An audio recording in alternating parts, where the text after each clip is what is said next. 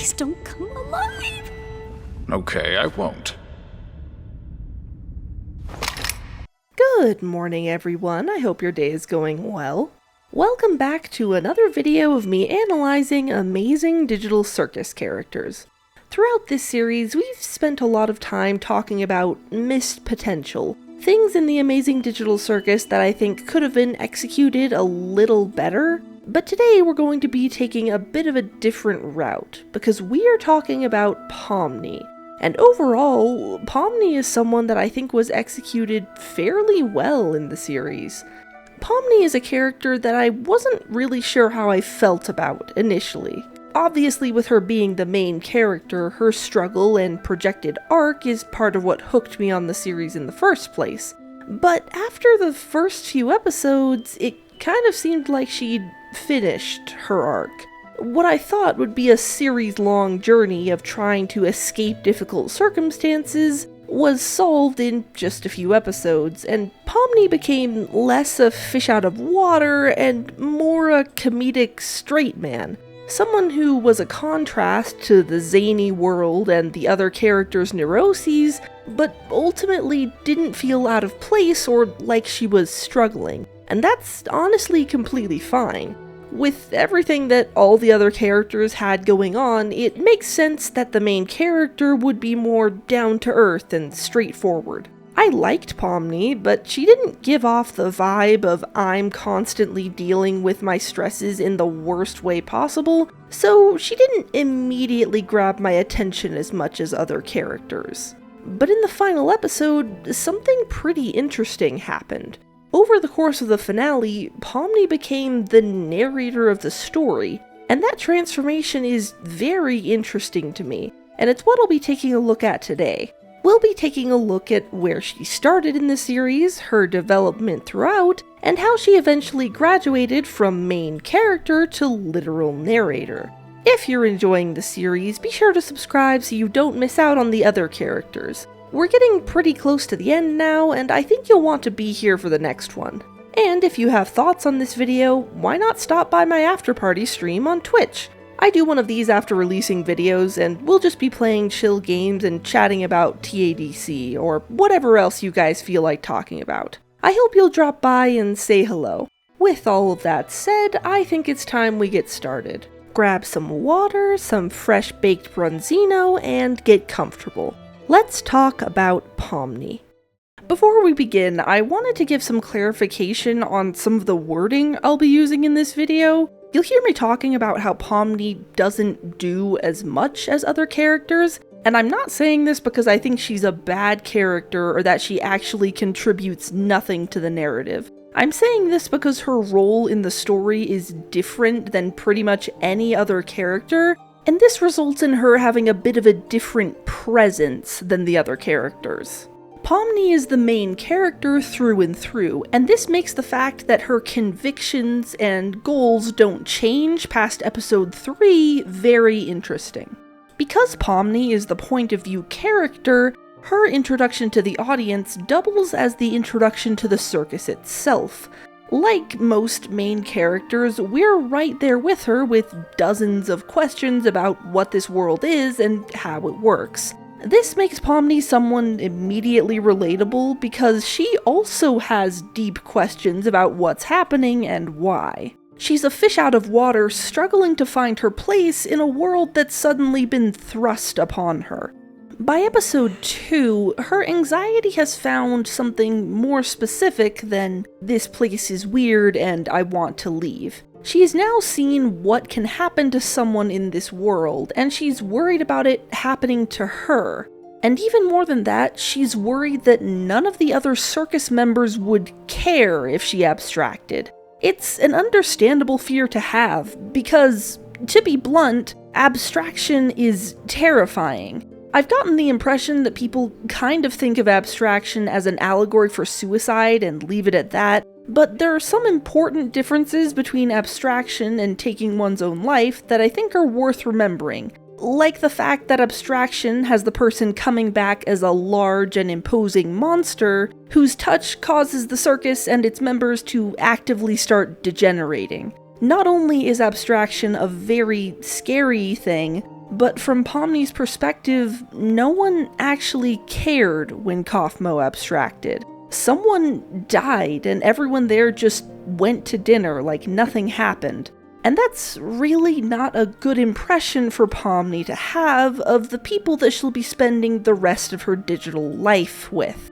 It's hard enough to be randomly taken to a place you don't recognize with strange rules and unfamiliar people. It gets a lot worse when it seems like the unfamiliar people wouldn't care if you dropped dead. And the episode is doing something kind of clever with this, because Pomni's anxiety is somewhat mirrored by the audience. Obviously, there's a degree of separation because we're not participating in these events, we're watching a show. But at this point in the series, we knew basically nothing about these other characters. The whole premise of the show means that by the time we get there and start seeing things, everyone is buried in their own coping mechanisms and putting on a front of some kind. The main point of the show is to slowly peel back those layers to reveal something more underneath, and hopefully get everyone to a healthier place mentally. But at this point, we only have the masks to work with, and it results in a group dynamic that is really not great at the start. Everyone is resigned to their fate, and Pomni's relationship to the only person at least trying to show her the ropes is stilted and awkward for various reasons. One of them being that she kind of abandoned her last episode and that's not really been addressed. The overwhelming impression we get is that Pomni is going to be dealing with all of this largely on her own, with an assorted collection of resigned neighbors being unwilling to help her. But at the end of this episode, we and Pomni are proven wrong.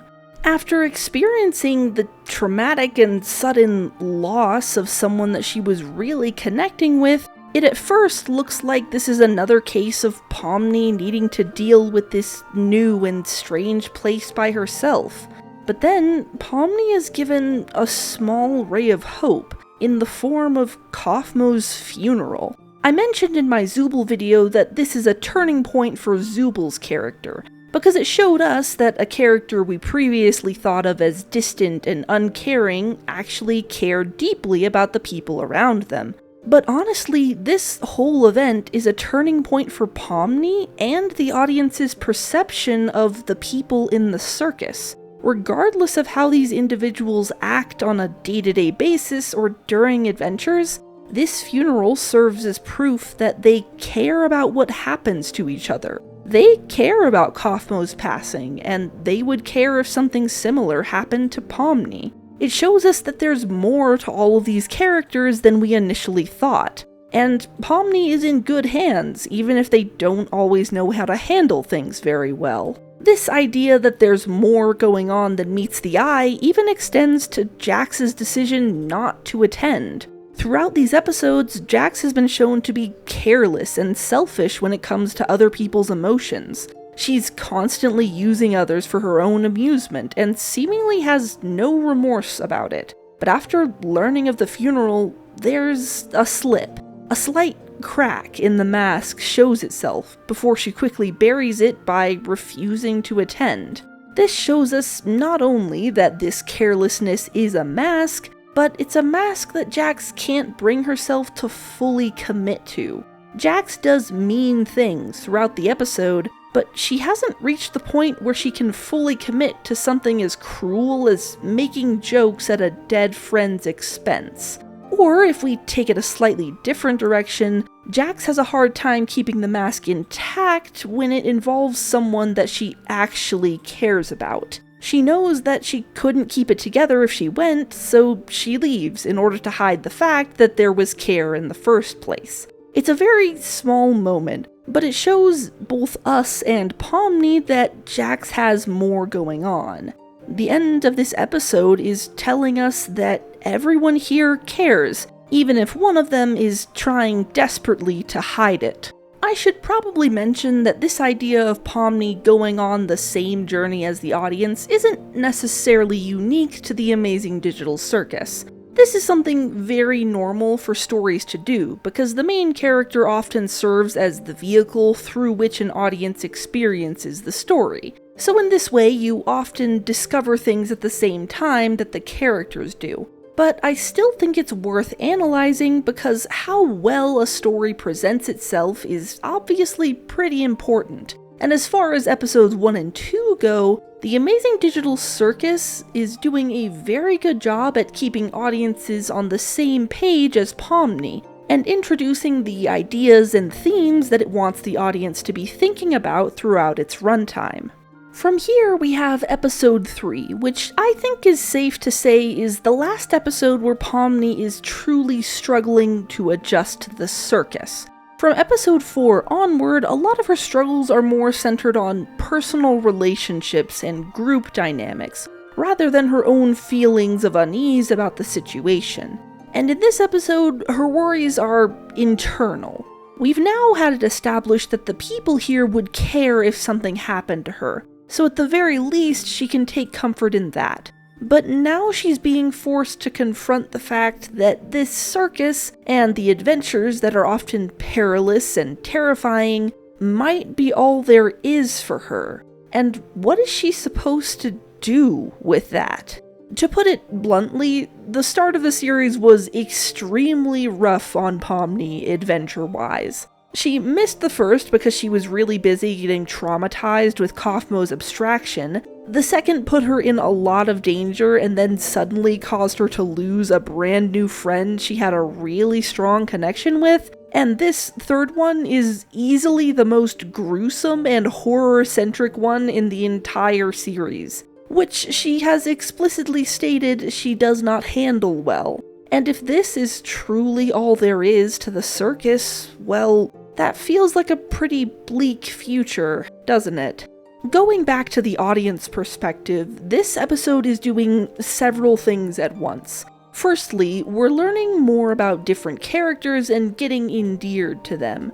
We're starting to care what happens to them because we're really starting to learn more about what makes them tick and how they're doing. And secondly, this episode is establishing some of the big core themes of the show. Themes that were hinted at in episode 2, but are being fully cemented in this one. The Amazing Digital Circus as a concept is an inherently existential one. You're doomed to an existence seemingly doing frivolous things for no greater purpose, and nothing you do will have any effect on the world that you once knew. So, what do you do with that? This is the reality and the question that Pomni is trying to face in this episode. A future of just this. Trapped with people who, while they seem nice enough, clearly aren't in much of a position right now to fully support her. And in this moment of despair, the character who seems the most disconnected from reality is able to give her some words of wisdom. I know how I can feel in this circus. Sometimes it all just feels pointless. Yeah. But it's not. Not if you have people who care about you. In this world, the worst thing you can do is make someone think they're not wanted or loved. This is the show's answer to the inherent existentialism that is present in the circus. There's nothing any of them can do about being in the circus. Their environment is something completely beyond their control, but they can control how they decide to treat each other, and that's the most important thing there is in a world like the circus. I think it's pretty well known in the fanbase at this point that when asked what lesson she wanted people to take away from the show, Gooseworks said that there's meaning to be found in a stagnant life. Obviously, art is subjective, and you can find any number of meanings in this series depending on who you are, but I bring this up because it relates closely to this moment. Exactly what meaning is there to be found in a stagnant life? According to Kinger, and based on how the rest of the series plays out, meaning is found in the connections that you make with other people. Maybe you're not going to change the world in the way that you once thought you would as a child, but that doesn't mean that the connections you make aren't important. For many people, the effect they have on the world will be limited to the friends and family they knew in life, and the show is making a statement that those connections are important and meaningful, and the worst thing you can do is make someone feel like they're nothing. And I think that's a really beautiful message. And it's a lesson that Pomni immediately takes to heart, and it sticks with her throughout the show's entire runtime. One of the first things that she does after they escape is thank Ragatha for trying to help her so much. Ragatha isn't perfect, but Pomni can recognize that she's trying. And after what she's just gone through, she wants to make it clear that she appreciates it. And from this point forward, this is essentially what Pomni tries to do. She spends her time trying to help the others and learning more about them, offering what advice she can and trying to support them even when she doesn't really get it. And this actually makes the next portion of my script a lot harder to write. As I mentioned before, Pomni's arc essentially ends in episode 3. She's still the main character, the one through which we experience a lot of the story, but she no longer really needs to learn anything as far as the wider narrative is concerned. And from that perspective, she feels a little bit more difficult to talk about. This isn't to say that she never learns anything again or never contributes at all, far from it. It's just that the lessons are much smaller, and her contributions often end up highlighting other characters. Pomni is still at the center, but she's now sharing the space with all the otmer characters as we learn exactly what's going on with each of them. And in doing her best to be kind and follow Kinger's advice, we see that transition from main character to narrator start to happen. She isn't quite there yet, but if you pay attention, you'll notice that often Pomni is used as a catalyst to showcase other characters, and it aids in her transition from participant to presenter. Episode 4 is a good example of how Pomni is being used to showcase other characters' issues. Gangle is very much the main focus of this episode, and we can see some of her toxic behavior on display when Pomni decides not to prioritize the adventure. I'll be going over a few other moments in this episode in a second, but this one in particular is important in showing us how this type of masking is harmful, both for Gangle and other people. Gangle's masking thus far in the episode has been a bit weird, but a lot of this weirdness was directed at Jax, a character who the audience is kind of hoping gets smacked around a little bit, especially by Gangle. By having this manic behavior pointed at someone who really doesn't deserve it, we can better see that this really isn't a mindset we want Gangle constantly adopting. And even though the episode doesn't include some huge status quo change for how Pomni thinks, it's important for a subtle setup and payoff where we can see that Pomni is continuing to grow in trying to be kind to other people. We see that Pomni is trying to rekindle her connection with Gummigoo. This is very understandable considering what they had gone through together, but it seems to make Gummigoo uncomfortable, and Pomni technically does have a job she's supposed to be doing. Gangle's behavior obviously isn't healthy or okay in this scenario, but it's an indication of something deeper going on, and Pomni is very obviously not sure what to make of it at first. Later, when the two of them run into each other, they start to have sort of a conversation about what's happening, but Pomni isn't able to get very far. Despite seeming to have good intentions, she clearly doesn't really understand exactly what the problem is, and is feeling out of her depth, with her trying to redirect Gangle towards pre-existing support without considering that she might not have any. She isn't sure what to do with Gangle, both masked and unmasked, and it kind of shows. But in the end, Pomni is able to demonstrate that you don't necessarily need to understand someone's struggle in order to be kind. Despite all the adjustments that Pomni has made, there are still aspects of the circus and its members that she doesn't understand, and Gangle's masking seems to be one of them. But you don't need to understand someone's struggle in order to empathize with them. Pomni knows that Gangle is having a hard time and offers to take over closing for her. This is a small kindness, but it's something that takes the burden from Gangle, even if it's just for one night.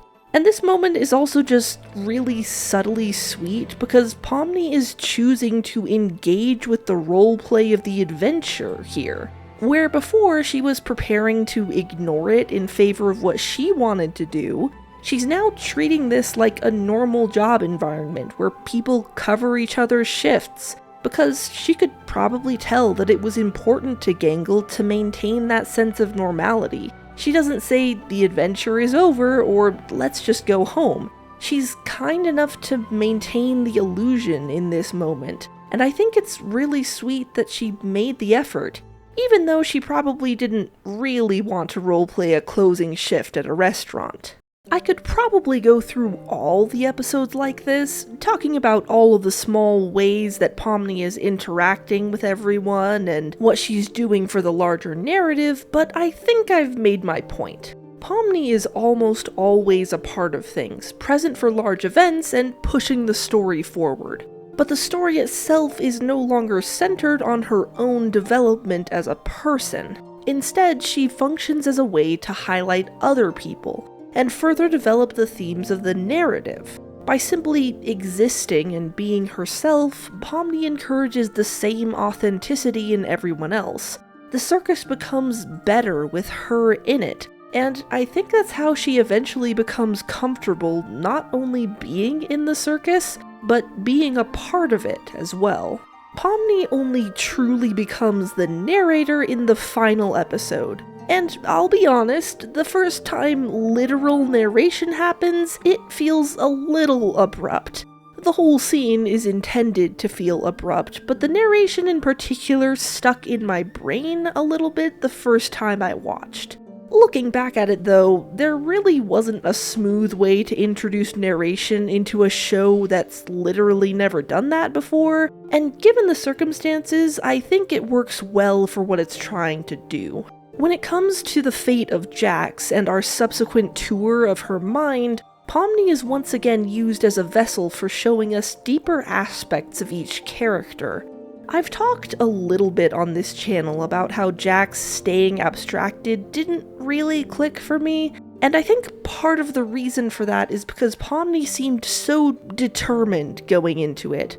It really looked to me like she had a specific goal in mind. And to me, that goal read as being some sort of rescue mission. But if we view Pomni as the narrator, someone whose purpose it is to be an audience stand-in, it starts to make a little more sense how things turned out. Maybe it's a bit of a stretch to call this narration in the typical sense, but there's certainly a lot of exposition, and Pomni is the only character that could have done this. Not just because of her relationship with Jax, but because she's the character that's been doing this the whole time. Through Pomni, we get to see everything about Jax, and we see that she was a person, no matter how much she tried not to be. Pomni takes in every aspect of Jax, both good and bad, and presents it without judgment. Because regardless of the kind of person that Jax was, what happened to her is tragic. At any point, she could have chosen to be better, and it's sad that she'll never get to be who she could have been. And Pomni shows us every single part of that, with determination and a sincere desire to understand and help. She's similarly loving in her presentation of the other circus members later in the episode. Everyone is able to see what became of their real-world counterparts, and it's Pomni that's doing that presentation for the audience. These characters all seem to be doing well in their real-world lives, but if for whatever reason they hadn't been, I think it goes without saying that Pomni would have been kind and compassionate all the same, because that's just the kind of person she is. And in a way, those they lost continue to live on in the role that Pomni has taken. Jax's habit of breaking the fourth wall and acknowledging the audience was born from a place of denial, but Pomni takes on those mannerisms in a way that's almost a tribute. With her role in the series as both witness and participant, she's finally able to appreciate that part of things and present the finale to us in a way that's loving and full of care. Pomni is an irreplaceable part of the amazing digital circus. Her role as eventual narrator means that she's able to increase our understanding of the show and what it's trying to do, and it makes her extremely engaging while allowing other characters to shine a little bit. She really is an irreplaceable part of the show's identity, and the series wouldn't have been nearly as compelling without her in it. I don't know if she'll become my favorite after making this video, but I can say without reservation that she's a very good protagonist, and I'm happy we got to see her come into her own and discover her own identity within the circus, living on to honor those that she cared about while remaining true to who she wants to be, no matter what challenges might be coming her way in the future. Thank you all very much for watching. I hope you enjoyed the video, and I hope I was able to do Pomni justice. If you want to see me talk more about her, or other circus members for that matter, please let me know in the comments. I'm always open to video ideas. And as a secondary reminder, don't forget to stop by the after party stream and say hello. I'd love to hear from you. If you like what I'm doing and you'd like to support me more directly, I'd like to tell you that I have a Patreon, where you can get exclusive updates on what's happening, early access to videos, and so much more. I have some pretty big projects on the back burner that you don't want to miss. And I'd like to take this moment to give a special thank you to all my current patrons, including but not limited to Perplexia Sphinx, Snick, Tree, Lurch18489, Sphinx, I May Be Dumb, Cassidy the Puppet Wraith, and Gibbous Rat. And thank you all once again for watching. Take care of yourselves and each other, and I hope to see you all again soon. Bye!